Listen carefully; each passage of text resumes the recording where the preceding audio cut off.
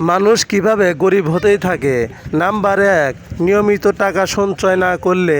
আপনার প্রচুর অর্থ সম্পদ আছে কিংবা আপনি প্রচুর আয় রোজগার করতেছেন, সেখান থেকে যদি আপনি সঞ্চয় না করেন তাহলে এক সময় আপনি বিপদে পড়ে যাবেন।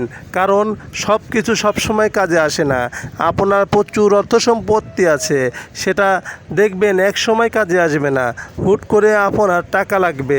আপনি যদি হুট করে টাকার ব্যবস্থা করতে চাচ্ছেন কিন্তু আপনি সেটা হুট করে জোগাড় করতে পারবেন না, সেজন্য আপনার টাকা সঞ্চয় করা খুবই জরুরি। কারণ হুট করে টাকা বের করতে পারবেন যদি আপনি টাকা সঞ্চয় করেন, তাহলে দেখবেন আপনি একজন সফল ব্যক্তিত্ব হয়ে উঠবেন যদি আপনি নিয়মিত টাকা সঞ্চয় করেন। নাম্বার দুই, ধনীদের মতো খরচ করলে। আপনি যদি ধনীদের মতো টাকা পয়সা খরচ করতে থাকেন তাহলে আপনি গরিব হতে বাধ্য। কারণ ধনী মানুষদের প্রচুর সম্পদ আছে, প্রচুর টাকা পয়সা আছে, অঢেল সম্পদ আছে, কিন্তু আপনার তো অত বেশি সম্পদ নেই, অত বেশি টাকা পয়সাও নেই। আপনি যদি ওদের মতো ব্যবহার করেন, ওদের মতো খরচ করেন, তাহলে আপনি একদিন গরিব হয়ে যাবেন। সেজন্য কেয়ারফুল, সঞ্চয় করতে শিখুন এবং বড়লোকদের মতো টাকা অত খরচ করবেন না। নিজের যতটা দরকার ততটাই খরচ করুন। নাম্বার তিন, ঋণের চক্রজালে পড়ে গেলে। আপনি যদি ঋণের চক্রজালে পড়ে যান তাহলে আপনি গরিব হতে বাধ্য। এই জিনিস থেকে আমাদের বের হওয়া উচিত। আপনাদের ব্যাংক লোন দেয় বা কেউ লোন দিচ্ছে, আপনি ভালো কিছু কেনাকাটা করতেছেন, ইএমআই করতেছেন, এই জিনিসটা খুবই খারাপ, খুবই বাজে। ঋণের চক্রজালে যদি আপনি একবার পড়ে যাচ্ছেন বা পড়ে গেছেন তাহলে সেখান থেকে উঠে আসা খুবই কঠিন। সেজন্য ঋণের জালে পড়বেন না, তাহলে কিন্তু আপনি গরিব হতে বাধ্য হবেন। নাম্বার চার, সবসময় আনন্দ ফুর্তি করলে। আনন্দ ফুর্তি মানুষের জীবনে দরকার আছে, তাই বলে কি সবসময় আনন্দ ফুর্তি করবেন? সবসময় বাজে কাজ করবেন, নেশা করবেন? এটা কিন্তু খুবই খারাপ, খুবই বাজে কাজ। এটা করলে কিন্তু আপনি গরিব হতে বাধ্য। সেজন্য গরিব না হতে চাইলে এই সব সময় আনন্দ ফুর্তি করা বন্ধ করুন।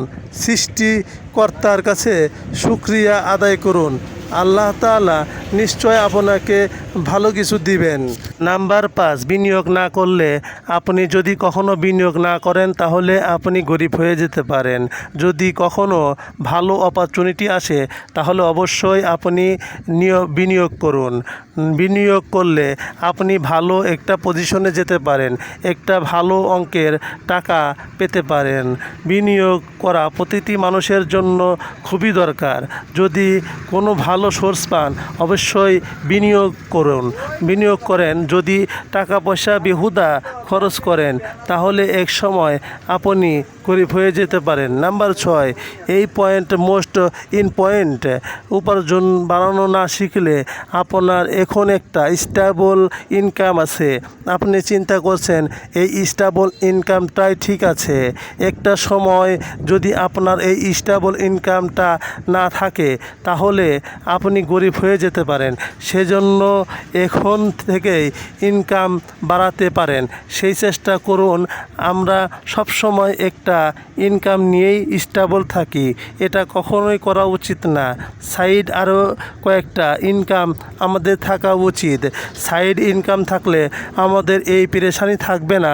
কোনো একটা সময় ঝামেলা হতেই পারে, আল্লাহ না করুক, কোনো এক সময় বিপদে আসতেই পারে, তখন আপনি কি করবেন? গরিব হয়ে যেতে পারেন। সেজন্য সাইড একটা ইনকাম অবশ্যই থাকতে হবে। সব সময় চিন্তা করবেন আপনি উপার্জন কিভাবে বাড়াতে পারেন সেটা চিন্তা করবেন। কারণ খরচ কিন্তু দিন দিন বেড়েই যাবে। পরিবারের খরচ, ছেলে মেয়েদের খরচ, নিজের খরচ, তারপর কিছু ওষুধ পানির খরচ, মেডিকেল খরচ, ঘুরতে যাবেন সেই খরচ এইভাবে বাড়তেই থাকবে। এই সব সময় চিন্তা করেন উপার্জন কিভাবে বাড়ানো যায়, সেই চেষ্টা করুন। তাহলে দেখবেন অনেক প্রবলেম স্বল্প হয়ে গেছে। আপনি চাইলেই খরচ কমাতে পারবেন না, খরচ বাড়তেই থাকবে। সেই জন্য সবসময় চেষ্টা করুন কিভাবে উপার্জন বাড়ানো যায়। আল্লাহ তাআলা আমাদেরকে তৌফিক দান করুন, আমিন।